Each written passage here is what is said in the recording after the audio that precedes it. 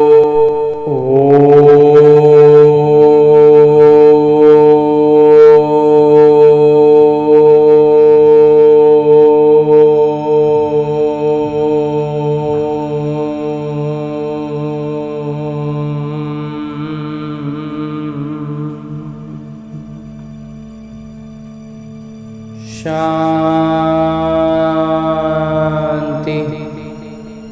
ओम शांति। बाबा बाबा ओम शांति।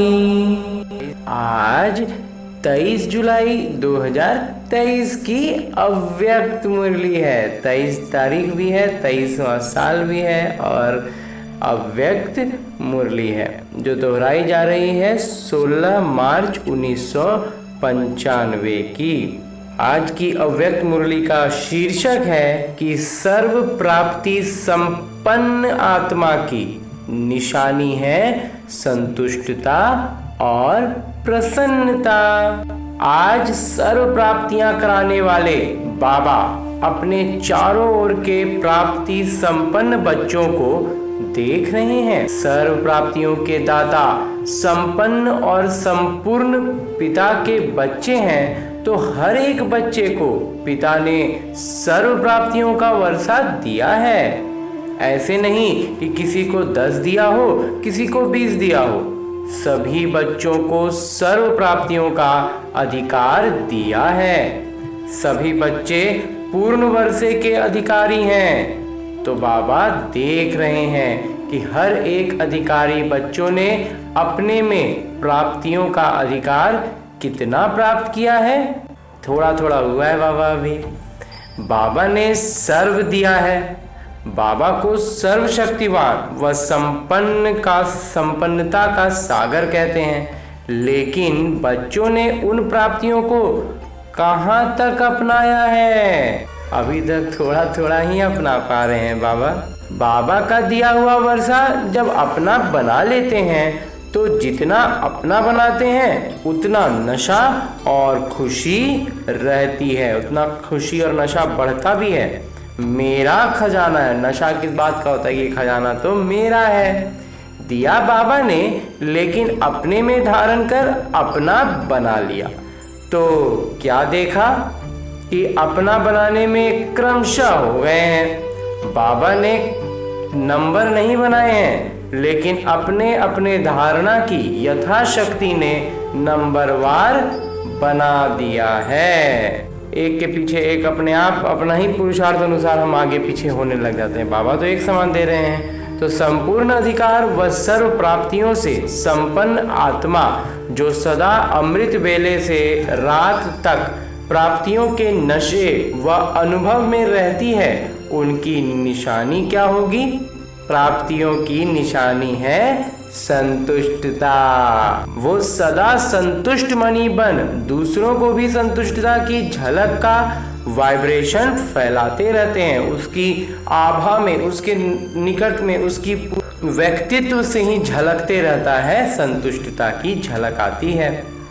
उनका चेहरा सदा प्रसन्न चित्त दिखाई देगा। प्रसन्न चित्त अर्थात सर्व प्रश्न चित्त से न्यारा।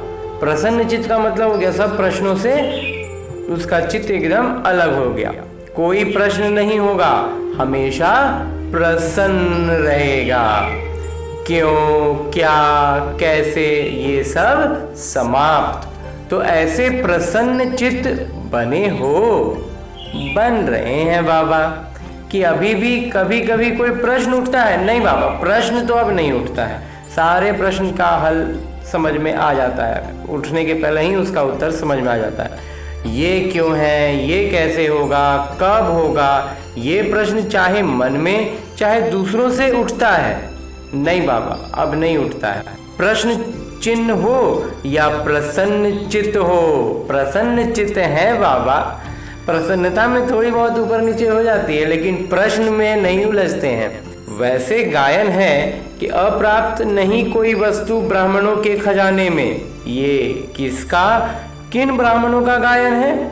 हम अलौकिक ब्राह्मणों का गायन है। आपका है या दूसरे आने वाले हैं? नहीं बाबा, हमारा ही है। आप ही हो। हाँ जी बाबा। तो जब कोई अप्राप्ति होती है तो अप्राप्ति असंतुष्टता का कारण है। अप्राप्ति का एहसास हुआ मतलब असंतुष्ट हो गए। तो अपना अनुभव देखो, कभी भी मन असंतुष्ट होता है तो कारण क्या होता है? मन में जरा सा भी असंतुष्टता आई तो उसका कारण क्या है? कोई ना कोई अप्राप्ति का अनुभव करते हो, तब ही असंतुष्टता होती है। गायन तो है, अप्राप्त नहीं कोई वस्तु। गाने को हम गाते हैं कि अब कोई वस्तु की चाहत नहीं है, लेकिन आखिर मन जो उदास होता है, प्रसन्नता में कमी आती है, बाबा कहते हैं कहीं ना कहीं उसका कारण ढूंढेंगे तो वो अप्राप्ति ही होगी।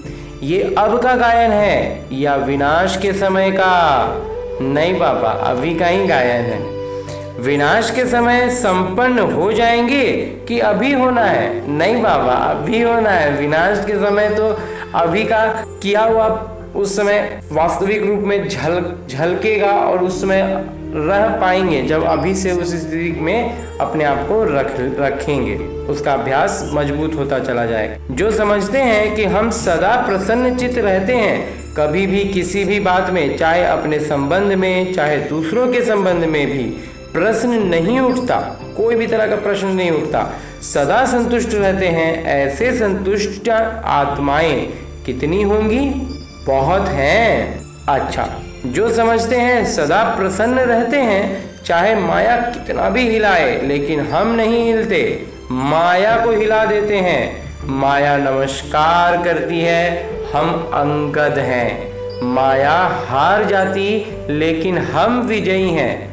जो ऐसे हैं वो हाथ उठाओ। सदा शब्द याद रखना, कभी कभी वाले नहीं।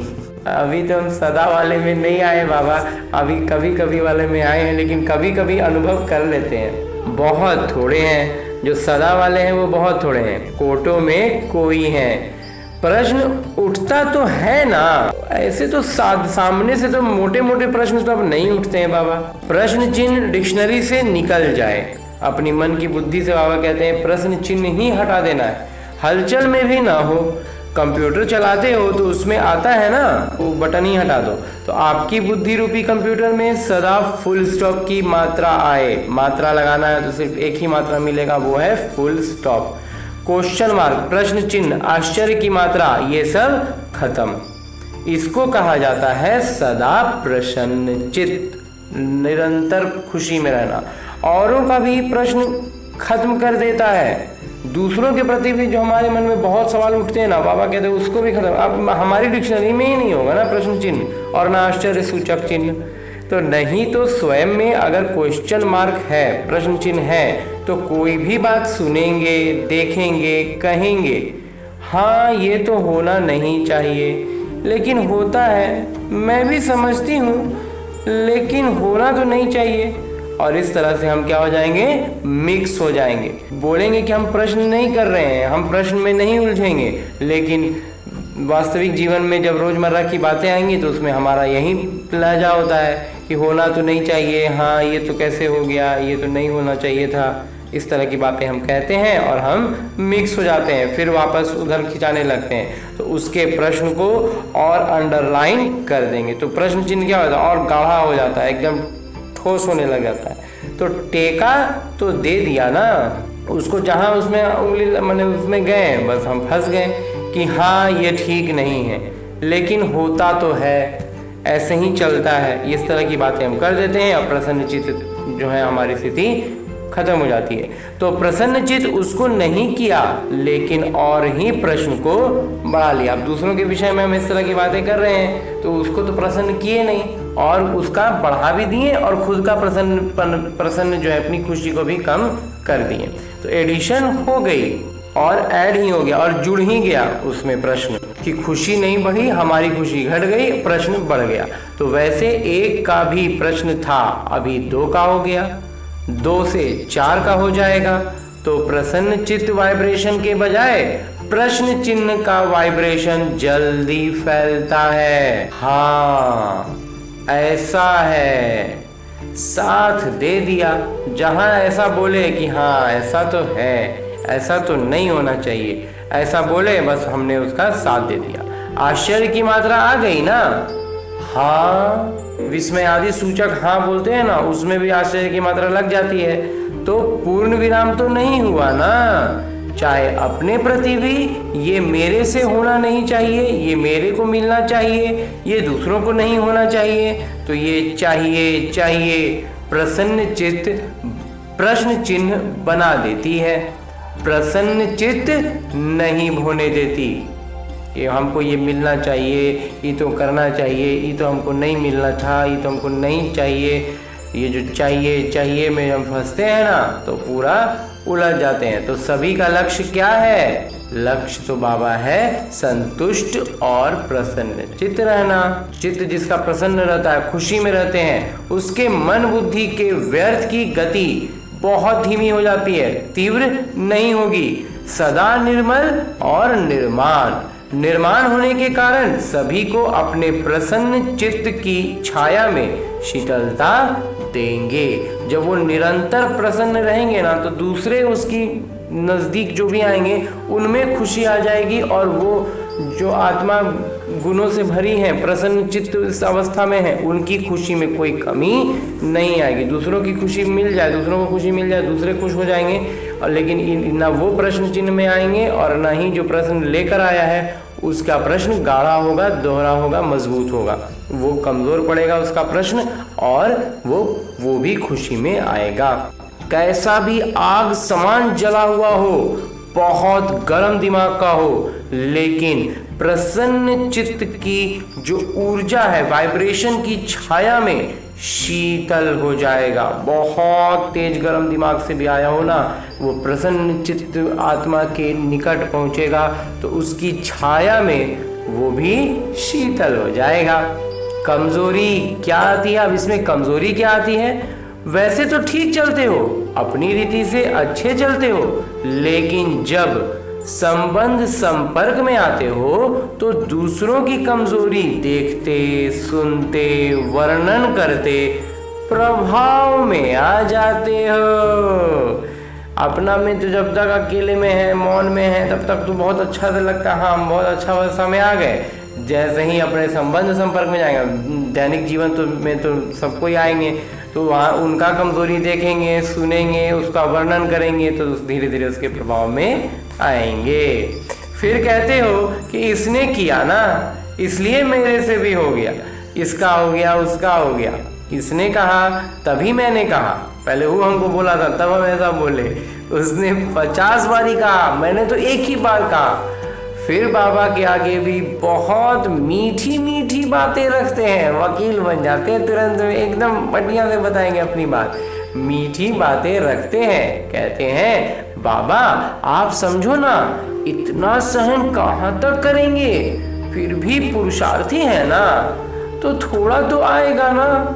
बाबा को भी समझाने लगते हैं, बाबा को भी खूब बढ़िया से एकदम मीठा मीठा समझाते हैं कि हम तो इतना देर तक सहन किए, हम तो 50 बार बोला, हम तो एक ही बार बोले, कितना देर तक आखिर बर्दाश्त करते, ये वो आप भी तो समझिए ना। यहाँ जो निमित्त है उन्हों को बहुत कथाएं सुनाते हैं, ऐसा था ना, ऐसा था ना, ऐसा ऐसा ऐसा हो गया, ऐसे ऐसे की माला जपते हैं, ऐसा वैसा इसी की माला जपने लगते हैं। बाबा सदा ही इशारा देते हैं कि ऐसी बातें 2 अक्षर में वर्णन करो, लंबा वर्णन नहीं करो, क्योंकि ये व्यर्थ बातें बहुत चटपटी होती हैं, मजेदार लगती हैं। जैसे खाने में भी खट्टी मीठी चीज हो तो अच्छी लगेगी ना, और फीकी सादी हो तो कहेंगे ये तो खाते ही रहते हैं। तो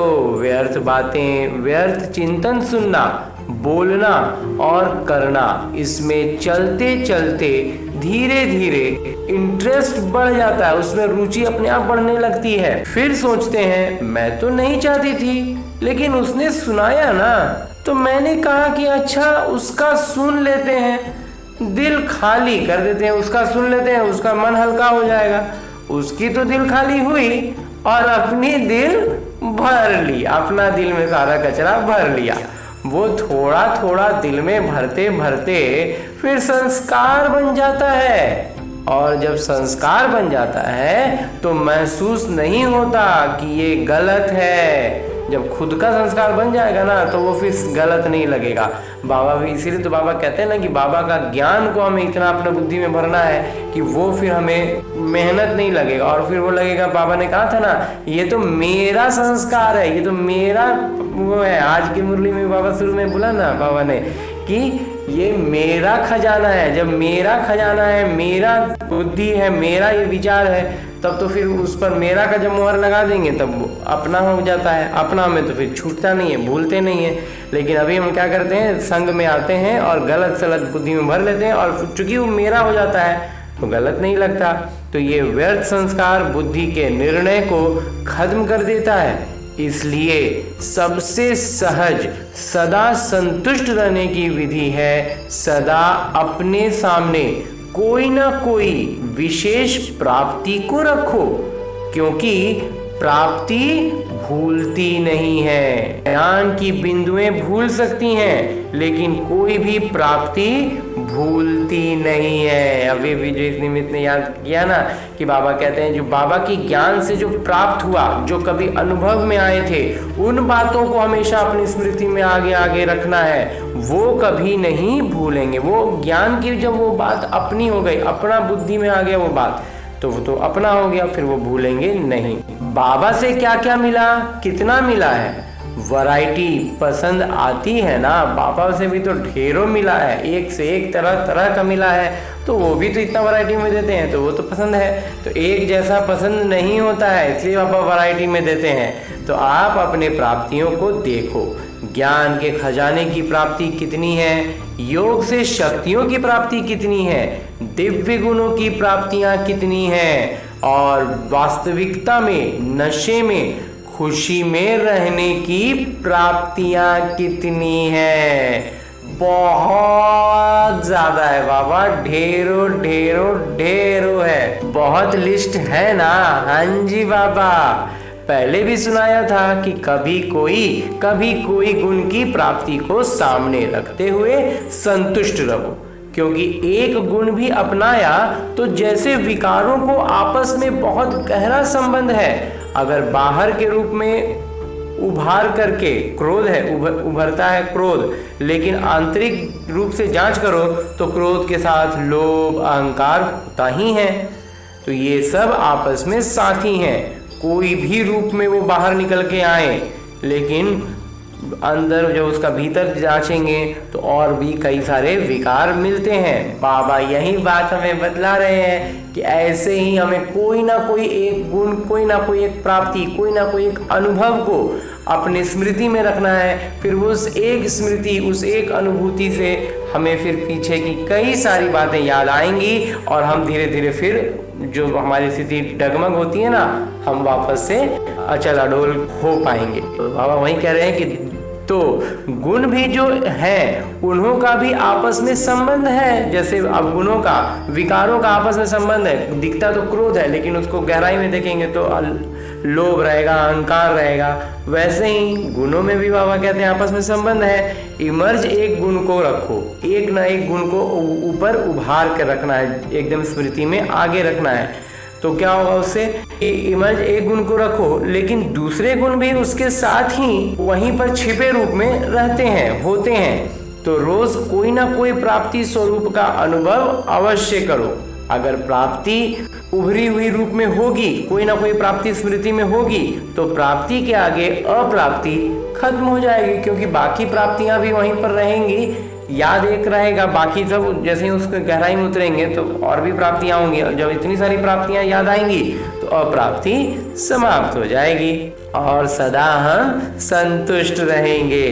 वैसे भी देखो, दुनिया में भी मुख्य प्राप्ति सभी क्या चाहते हैं, सबसे ज्यादा प्राप्ति में लोग क्या चाहते हैं? हर एक चाहता है कि अपना नाम अच्छा हो, दूसरा मान अच्छा हो, और तीसरा शान, यानी कि नाम, मान और शान। तो ये प्राप्त करना चाहते हैं। आप भी क्या चाहते हो? नहीं बाबा, नाम मान शान तो नहीं चाहते हैं। आप भी तो यही चाहते हो ना? नहीं बाबा, हद का नहीं, बेहद का। हाँ, बेहद में चलेगा बाबा, तो दुनिया वाले तो हद के नाम के पीछे दौड़ते हैं और आप नाम विश्व में जितना ऊंचा है उतना और किसी का है नहीं बाबा। हमारा नाम जितना ऊंचा होगा, आप याद पर स्मृति दिला रहे हैं ना देवी देवताओं की, तो उससे ऊंचा थोड़ी है कोई आज का। तो आप अपने नाम को देखो। सबसे नाम की विशेषता ये है कि आपका नाम कौन जपता है? स्वयं भगवान आपका नाम जपते हैं। तो इससे बड़ा नाम क्या होगा? भगवान नाम जप रहे हैं, तो इससे बड़ा मान क्या हो सकता है? तो आपके नाम से अभी अंतिम जन्म में भी अनेक आत्माएं अपना शरीर निर्वाह चला रही हैं। बहुत सी आत्माएं हैं जो अभी पुजारी अवस्था में हैं, तो वो उन्हीं देवी देवताओं की पूजा करके अपना जीवन निर्वाह कर रहे हैं। तो आप ब्राह्मण हो ना, तो ब्राह्मणों के नाम से आज भी नामधारी ब्राह्मण कितना कमा रहे हैं। अभी तक नामधारी ब्राह्मण भी कितना ऊंचे गाए जाते हैं। तो आपके नाम की कितनी महिमा है। इतना श्रेष्ठ नाम आपका हो गया, इसलिए हद के नाम के पीछे नहीं जाओ। नहीं जाते हैं बाबा, हद का नाम मान शान नहीं चाहिए। मेरा नाम तो कभी किसी में लेते ही नहीं है, मेरा नाम सदा पीछे ही रहता है। सेवा मैं करती हूँ, नाम दूसरे का हो जाता है। ये हम वास्तविक जीवन में रोज हमारे साथ होता है ना, कि मेरा नाम तो हमेशा कोई लेता ही नहीं है। हम तो इतना सेवा करते हैं, मेरा नाम कोई पीछे रह जाता है। तो हद के नाम के पीछे नहीं जाओ। नहीं जाते हैं बाबा। तो बाबा के दिल में आपका नाम सदा ही श्रेष्ठ है। जब बाबा के दिल में नाम हो गया तो कोई सेवा में या कोई प्रोग्राम में या कोई भी बातों में आपका नाम नहीं भी आया तो क्या हर्जा? कोई हर्जा नहीं बाबा। बाबा के पास तो है ना। हाँ बाबा, बाबा के पास अपना नाम दर्ज करा देना है, बाबा के दिल में जगह बना लेना है। फिर तो कहीं भी नाम ना रहे कोई फर्क नहीं पड़ता है, कोई हर्जा नहीं है। जैसे भक्ति मार्ग में हनुमान का चित्र दिखाते हैं ना, तो उनके दिल में क्या था? राम थे। और बाबा के दिल में क्या है? बच्चे। तो बच्चों में आप हो या नहीं हो? है बाबा, एकदम जरूर है। तो सभी का नाम है। हाँ बाबा, देखा है पक्का। अभी मिस हो गया तो नहीं, मिस नहीं होता है बाबा। कभी कभी बस पुरुषार्थ में पिछड़ने लगते हैं, लेकिन फिर रह के पकड़ते हैं बाबा। आप सभी का नाम है। हाँ बाबा, तो और नाम के पीछे क्यों पड़ते हो? नहीं पड़ते हैं बाबा, क्योंकि ज्यादातर यही का लौकिक का ही नाम मान शान गिराता भी है और यही नाम मान शान का नशा भी चढ़ाता है। इसी के पीछे लोग परेशान हो जाते हैं। तो प्राप्ति के रूप में देखो, अगर मानो कि कोई कारण से आपका नाम गुप्त है और आप समझते हो कि मेरा नाम होना चाहिए, यथार्थ है, फिर भी अगर किसी आत्मा से हिसाब किताब के कारण या उसके संस्कार के कारण आपका नाम नहीं होता है, आप सही हो, वो गलत है, फिर भी उसका नाम होता है, आपका नहीं, तो विजयी माला में आपका नाम निश्चित है। वहां उस लौकिक ज्ञान में हमारा ज्ञान नाम निश्चित हो गया। यहाँ लौकिक में होता रहे, वो उसका संस्कार है, हमारे कर्मों का उसके साथ हिसाब किताब है, इसलिए यहाँ नाम नहीं हो रहा है। कोई बात नहीं, इसलिए इसकी भी परवाह नहीं करो। नहीं करते हैं बाबा। तो इस रूप में माया ज्यादा आती है, इसलिए अभी गलती से भी नाम मिस भी हो गया, कोई हर्जा नहीं, लेकिन विजयी माला में आपका नाम मिस नहीं हो सकता। अपना पुरुषार्थ अच्छे से करते रहेंगे ना, तो बाबा के दिल में नाम पक्का होगा। बाबा हमको याद करते हैं तो उससे ज़्यादा बड़ा सौभाग्य कुछ हो ही नहीं सकता। पहले आपका नाम होगा तो अपने नाम की महिमा याद रखो कि मेरा नाम बाबा के दिल पर है। बहुत बहुत प्यारी बात बाबा कहते हैं कि हमारा नाम बाबा के दिल पर है, विजयी माला में है, अंत तक मेरा नाम सेवा कर रहा है। और आज के इस इतने विकारी दुनिया में भी यही नाम सेवा अभी भी कर रहा है। और आपका मान कितना है, भगवान ने भी आपको अपने से आगे रखा है। पहले बच्चे, हाँ जी बाबा, बच्चों को बाबा हमेशा आगे रखते हैं। तो स्वयं बाबा ने मान दे दिया कितना आपका मान है, बाबा स्वयं हमें मान दे रहे हैं, इससे ज्यादा मान और क्या हो सकता है। तो उसका प्रूफ देखो कि आपके जड़ चित्रों का भी लास्ट अंतिम जन्म चल रहा है और अभी तक कितना मान है, चाहे जाने चाहे नहीं जाने, लेकिन कोई भी देवी देवता के चित्र होगा तो कितने मान से उसको देखते हैं। सबसे श्रेष्ठ मान अब तक आपके चित्रों का भी है।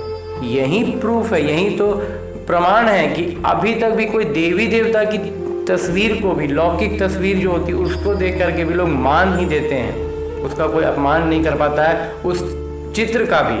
तो जब आपके चित्र ही इतने माननीय पूजनीय हैं तो जिसका मान रखा जाता है उसको पूजनीय माना जाता है। हमेशा कहते हैं ना कि ये हमारे पूजनीय है, पूज्य है, तो वास्तविक प्रमाण है कि आपके चित्रों का भी मान है। तो चैतन्य में है तब भी चित्रों का मान है, चैतन्य में भी होगा तब तो चित्रों का मान है। अगर चैतन्य में मान नहीं होता तो चित्रों का कैसे मिलता, वो तो हो ही नहीं सकता। चैतन्य में है तब तो चित्र का मान भी हो रहा है। तो बाबा तो सदा कहते हैं पहले बच्चे, तो बच्चे डबल पूजे जाते हैं। एक बाबा भी हमें आदर मान सम्मान देते हैं और फिर वही आत्माएं जो पूज्य बनते हैं तो वो भी मान सम्मान दे रहे हैं। लेकिन बाबा सिंगल है, बाबा का बस एक ही पूजा होता है, एक ही बात। तो आपका मान बाबा से ज्यादा हुआ ना, इतना श्रेष्ठ मान मिल तो गया। हाँ बाबा, बहुत बड़ा मान मिल गया। तो जब भी कोई हद के मान की बात आए तो सोचना कि आत्माओं का मान क्या करेगा। जब परम आत्मा का मान मिल गया, जब परम पिता परमात्मा मान दे दिए तो यहाँ की आत्माएं दे न दे कोई फर्क नहीं पड़ता है। ऐसे नहीं सोचो कि हम इतना कुछ करते हैं फिर भी हमें मान नहीं देते, पूछते ही नहीं है। ये सोचना व्यर्थ है, क्योंकि जितना आप हद के मान के पीछे दौड़ लगाएंगे ना तो ये हद की कोई भी चीज परछाई के समान है, उसके पीछे जितना दौड़िए दौड़ाते रहेगा, मिलेगा कभी नहीं। तो परछाई के पीछे पड़ने से कभी परछाई मिलती है कि और आगे बढ़ती जाती है, कभी नहीं मिलती है बाबा। उसके पीछे बस दौड़ते रहो। बुद्धि की कमी है कि हम परछाई को पकड़ने के लिए अगर दौड़ रहे हैं, हम घूम जाएंगे ना तो सीधा सीधा प्रकाश से हमारी मुलाकात होगी। आखिर कोई प्रकाश हमारे पीछे है तब तो हमारी परछाई हमारे सामने दिख रही है और हम उस परछाई के पीछे दौड़ रहे हैं। हम अपना दिशा घुमा देंगे ना तो सीधा हमें प्रकाश मिल जाएगा। तो ये हद का मान नाम ये परछाई है। और जस्ट अपना दिमाग हम घुमा देंगे इस लौकिक दुनिया से अलौकिक दुनिया में तो हमें साक्षात परम पिता परमात्मा सम्मुख मिल जाएंगे। उनकी तरफ हम पीठ करके खड़े हैं, उनसे उल्टी दिशा में खड़े हैं, तो हद का नाम हद का मान यही दिख रहा है, उसके पीछे दौड़ रहे हैं, परछाई के पीछे दौड़ रहे हैं। परछाई कभी पकड़े में ही नहीं आएगी। तो ये माया के धूप में दिखाई देती है लेकिन है कुछ भी नहीं। तो नाम भी आपको मिल गया, मान भी आपको मिला हुआ है, और शान कितना है, बहुत ज्यादा। आप अपने एक एक शान को याद करो। और किसने शान में बिठाया? मेरे बाबा ने बिठाया। बाबा के दिल तख्त नशीन है। अंजी बाबा सबसे बड़े थे बड़ी शान राज्य पद है ना, तो आपको तख्त ताज मिल गया है ना। तो जो परमात्मा के तख्त नशीन है, इससे बड़ी शान क्या है? परम पिता परमात्मा के तख्त नशीन पर बैठ गए, उनकी गोद में बैठ गए, इससे बड़ा कोई शान हो सकता है? नहीं बाबा, इससे बड़ा कुछ हो ही नहीं सकता। कभी कभी निर्णय करने में एक छोटी सी गलती कर देते हो। जो रियल शान है, रूहानी शान है, वो कभी भी अभिमान की फीलिंग नहीं देगा। यहाँ पर यही सूक्ष्म स्तर पर थोड़ा थोड़ा कभी कभी गलती हो जाता है बाबा। तो कभी कभी क्या करते हो, होता अभिमान है लेकिन समझते हो कि ये तो शान है। अपना शान तो रखना चाहिए, इतना शान तो रखना चाहिए ना, कम से कम इतना तो रहना चाहिए। शान में रहना अच्छा होता है, लेकिन शान है या अभिमान है, उसको अच्छी तरह से जांच कर लो। कभी कभी अभिमान को शान समझ लेते हैं और फिर निर्माण नहीं होते। फिर मान में अभिमान हो गया तो निर्माण नहीं रह पाएंगे। मान गलती से उसको शान समझ लेते हैं तो उसको बाबा कहते हैं एक बार उसको अच्छे से जांच लेना। आप अपने शान को असल समझते हो, रियल समझते हो, लेकिन दूसरे समझते हैं कि ये अभिमान है, तो थोड़ा भी कुछ कह देंगे तो आपको अपमान लगेगा। इसका बहुत एक साधारण सा बाबा जांचने का विधि बता रहे हैं कि अगर हम अपने आप को तो शान में समझ रहे हैं, लेकिन दूसरों को अभिमान लग रहा है और वो कुछ कहेंगे और हमने अपमान हमें लग गया, मतलब हम एक वास्तविकता में अभिमान में ही थे, क्योंकि शान में रहेंगे तो अपमान महसूस नहीं होगा। अभिमान वालों को अपमान बहुत जल्दी फील होगा, जो अभिमान में रहेंगे उनको अपमान भी उतना ही जल्दी होगा। थोड़ा भी किसी ने हंसी में भी कुछ कह दिया तो अपमान लगेगा। ये अभिमान की निशानी है। सोचेंगे नहीं कि मैं तो ऐसा हूं नहीं, ऐसे थोड़ी कहना चाहिए, तो निर्णय ठीक करो अपना। हम जो सोच रहे थे ना कि हम शान में हैं, हम अभिमान में नहीं है, अपमान का भावना मन में आया, किसी ने कुछ कहा, लगा कि हम अपमानित हुए, इसका मतलब है कि हम अभिमान में थे। तो उस समय निर्णय में कमी कर देते हो, यथार्थ के बजाय मिक्स हो जाता है और आप उसको यथार्थ समझ लेते हो। हमको लगता है कि यथार्थ हम समझ रहे हैं, लेकिन वास्तविकता में वो मिश्रित रूप होता है। तो कहने में आता है कि ये है बहुत अच्छे, लेकिन बोल चाल उठना बैठना जो है ना वो अभिमान का लगता है। ये भी किसी ने कहा तो अपमान की फीलिंग आ जाएगी, लगेगा फिर कोई अपमानित कर दिया। तो स्वमान और अभिमान के अंतर को भी जांच करो। इसका भी बहुत सूक्ष्म स्तर पर जांच करना पड़ेगा कि स्वमान कितना बड़ा है और शान कितनी बड़ी है। उस बेहद के नाम मान और शान को सदा स्मृति में रखो, उभरा हुआ रहे, एकदम स्पष्ट सामने दिखाई देता रहे, मर्ज नहीं हो, पूरा कहाँ बुद्धि में कहीं विलीन हो गया वैसा स्थिति में नहीं हो, बिल्कुल प्रत्यक्ष रूप से सामने याद रहे। जो आजकल की भाषा में कहते हैं ना, रेडी में रहे। जैसे याद में कभी कभी अलबेलापन आ जाता है तो कहते हैं हम हैं ही बाबा के, याद क्या करें, हम तो बाबा के ही हैं। ये अलबेलापन की निशानी बतला रहे हैं बाबा। लेकिन इमर्ज संकल्प से प्राप्ति का अनुभव होता है, लेकिन जब बाबा की स्मृति को बिल्कुल तरोताजा रखेंगे ना, तो क्या होगा, उससे प्राप्ति का अनुभव भी ताजा रहेगा, बार बार नई नई प्राप्तियों का भी अनुभव मिलता रहेगा। ऐसे ही हर धारणा में सतर्क रहो, सावधान रहो, अलबेले नहीं बनो, क्योंकि समय समीप आ रहा है। और समय समीप क्या सूचना दे रहा है, नजदीक जो समय आ रहा है वो सूचना क्या दे रहा है कि समान बनो और संपन्न बनो। तो समय के चुनौती को देखो और सर्व प्राप्तियों से संपन्न बनो। अच्छा, चारों ओर के सदा सर्व प्राप्ति स्वरूप आत्माएं, सदा संतुष्ट सदा प्रसन्न चित्त रहने वाली श्रेष्ठ आत्माएं, सदा स्वयं को श्रेष्ठ नाम मान शान के अधिकारी अनुभव करने वाली समीप आत्माएं, सदा सर्व को संतुष्टता के वाइब्रेशन की लाइट माइट देने वाले प्रसन्न चित्त आत्माओं को बाबा का याद प्यार और नमस्ते। हम रूहानी बच्चों की ओर से रूहानी बाबा को याद प्यार और प्रणाम। धन्यवाद बाबा, धन्यवाद, मुरली के लिए भी धन्यवाद और इस अनूठे अलौकिक ब्राह्मण जीवन के लिए भी बाबा का बहुत बहुत बहुत धन्यवाद बाबा, बहुत धन्यवाद। और आगे मेरे बाबा वरदान दे रहे हैं। वरदान देते हुए मेरे बाबा कहते हैं, हर क्षण स्वयं को भरपूर अनुभव कर सदा सुरक्षित रहने वाले स्मृति सो समर्थ स्वरूप भव। बाबा द्वारा संगम युग पर जो भी खजाने मिले हैं उनसे स्वयं को सदा भरपूर रखो, जितना भरपूर उतना हलचल से दूर।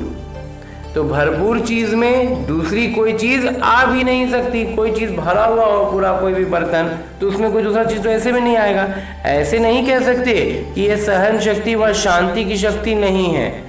थोड़ा क्रोध या आवेश आ जाता है, कोई दुश्मन जबरदस्ती तब आता है जब अलबेलापन है या डबल लॉक नहीं है, मतलब बर्तन थोड़ा खाली है तभी कोई दूसरा चीज उसमें घुस पाएगा। याद और सेवा का डबल लॉक लगा दो। बाबा कहते हैं याद और सेवा से पूरी तरह से ढक्कन लगा के ताला मार दो।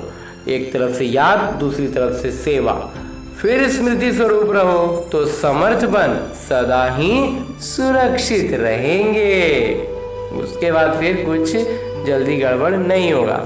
और अंत में स्लोगन है, मुरली का उपदेश है कि विश्व का नव निर्माण करने के लिए अपनी स्थिति निर्माण चित्त बनाओ। अच्छा, ओम शांति बाबा।